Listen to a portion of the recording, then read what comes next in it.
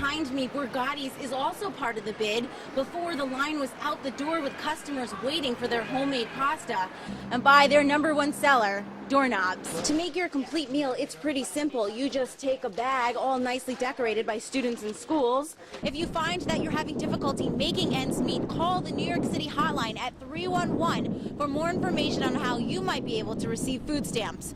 Then unemployment rates may be capping at 8.5 to 9%. Reporting from White Plains Road, Leigh Dana, News 12, The Bronx. I have to say it came in handy for me. You know, if I didn't have it, I would be starved. Lisa Parker is talking about food stamps. She's been using them for the past 8 years, ever since she lost her job.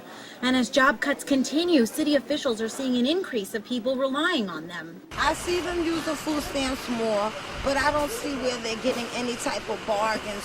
Danielle Woodson doesn't use food stamps, but she says the rising cost of food isn't helping those who do. The food is high, it's going up, and if they wouldn't have enough money to give what they want if they didn't increase the food stamps. This past October, Governor Patterson announced a plan that will help consumers pay for their pricey produce. $150 million will be devoted to alleviating hunger right here in New York State. Starting next year, about 90,000 households in New York City alone will get about $131 more a month in food stamps. And as supermarket prices indeed are increasing as we are in a recession, if you find that you're having difficulty making ends meet, call the New York City hotline at 311 for more information on how you might be able to receive food stamps. Reporting from Soundview, Leigh Dana, News 12, The Bronx.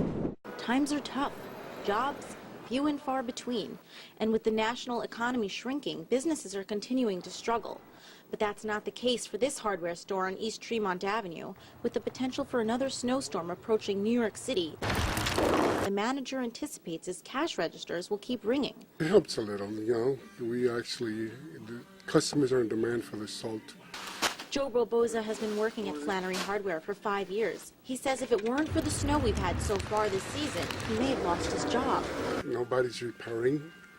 Okay, nobody's fixing. But they are buying salt. The salt comes in handy. And it's not cheap. In the long run, they know they save themselves money because comes in the summertime, they'll be spending on pavements. It's already the beginning of February, and the third snowstorm of the season is already approaching.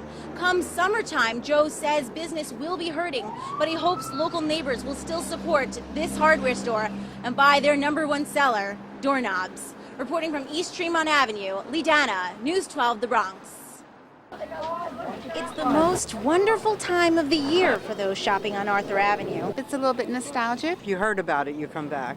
They know you, they remember you. It's a tradition too familiar for many in the tri-state as they migrate here for fresh food they won't find in their neighborhoods. My mom had been shopping here since she was a young woman, and I have followed the tradition of always coming down to the Bronx around Christmas time to get a special fish. Rachel Green and her friends are also shopping for fish.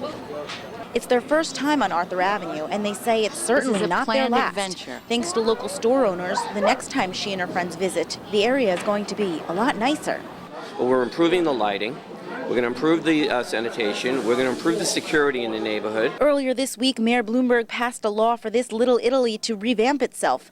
Over 300 restaurants and shops volunteered to be part of this business improvement district and will pay extra taxes to help improve the area. Behind me, Borgatti's is also part of the bid. Before, the line was out the door with customers waiting for their homemade pasta.